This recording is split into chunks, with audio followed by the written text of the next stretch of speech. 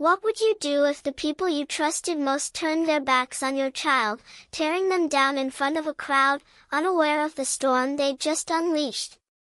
This is the story of my son, Ethan, a boy whose quiet strength would rewrite the rules of revenge not with anger, but with a kind of grace that cuts deeper than any blade.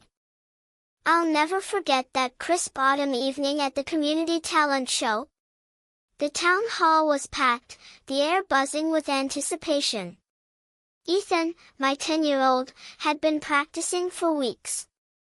He wasn't like the other kids, loud and brash, chasing the spotlight. Ethan was shy, introspective, with a mind that spun stories faster than most could dream. He'd written a poem for the show, a delicate piece about the stars, woven with metaphors about hope and loss. It was his first time performing, and I could see his hands trembling as he clutched the crumpled paper backstage. I whispered, "You've got this, buddy," and he gave me a small, brave smile. My parents, Ellen and George, sat in the front row, their faces etched with that familiar look of mild disapproval. They'd always been critical, especially of Ethan. They called him too soft, said he needed to toughen up to survive in the world. I'd spent years defending him, explaining that his sensitivity was his strength, but they never listened.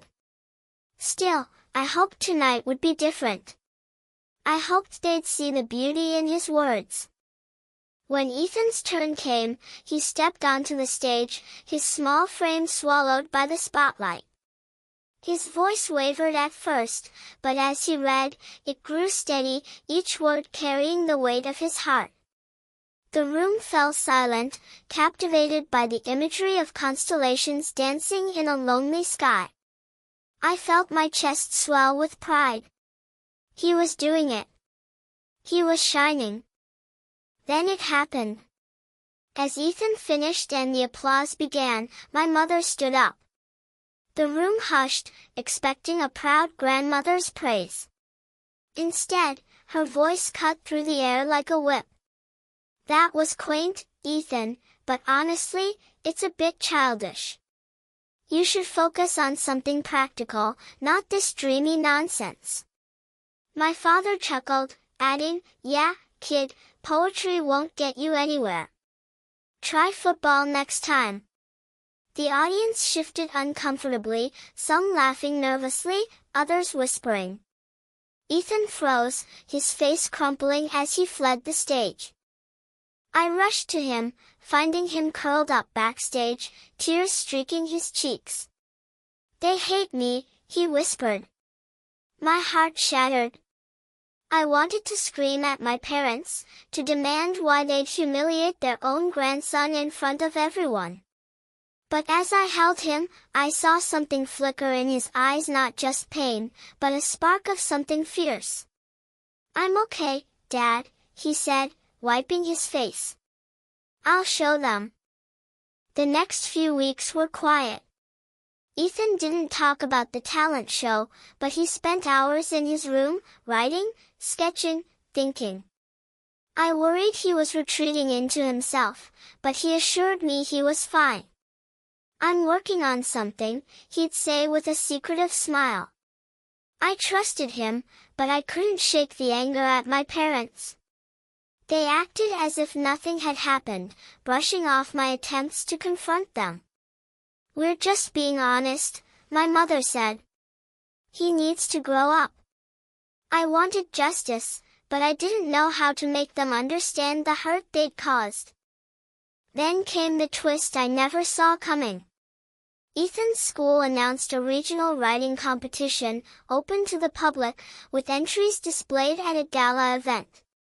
Ethan had submitted his poem from the talent show, refined and expanded into something even more powerful. I didn't know until he showed me the acceptance letter, his eyes gleaming with quiet pride.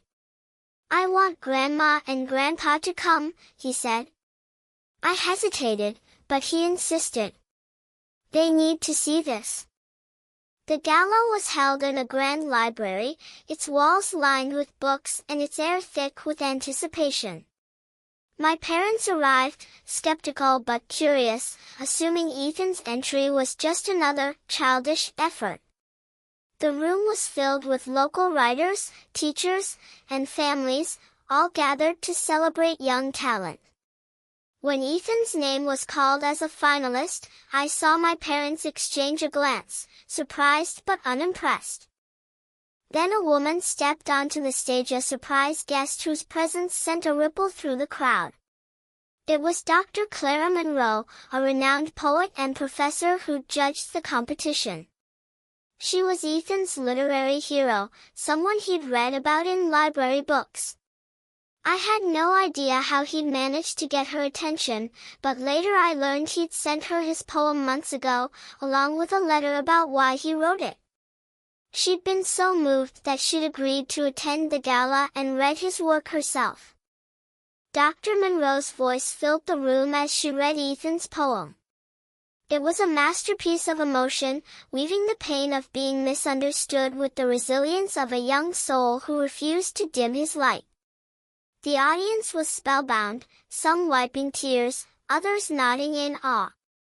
My parents sat frozen, their faces pale. When Dr. Monroe finished, she looked directly at Ethan, who stood in the crowd, and said, "This young man has a gift that will change the world." His words remind us that vulnerability is not weakness, it's courage. The applause was deafening. Ethan was called to the stage, where he received a certificate and a standing ovation. But the real moment came when Dr. Monroe handed him the microphone. He looked out at the crowd, his gaze lingering on my parents, and said, "I wrote this poem because I wanted to show that everyone's voice matters, even if some people don't understand it at first. I hope you hear me now." The room erupted again, but I was watching my parents. My mother's eyes were wet, her hands clasped tightly. My father stared at the floor, his usual bravado gone. They didn't speak as we left the gala, but the next day, they came to our house. My mother's voice trembled as she apologized to Ethan, admitting she'd been wrong to dismiss his passion. My father, gruff as ever, muttered, "I'm proud of you, kid." It wasn't perfect, but it was a start. Ethan's payback wasn't revenge in the traditional sense. It wasn't about hurting them back. It was about proving his worth in a way they couldn't ignore, using the very thing they'd mocked, his words. He taught them, and me, that true strength lies in staying true to yourself, even when the world tries to tear you down. In the weeks that followed, Ethan's poem was published in a local anthology, and he started a writing club at school, inspiring other kids to share their stories. My parents began to change, too, asking Ethan about his writing, listening instead of judging. Our family wasn't perfect, but it was healing, one honest conversation at a time.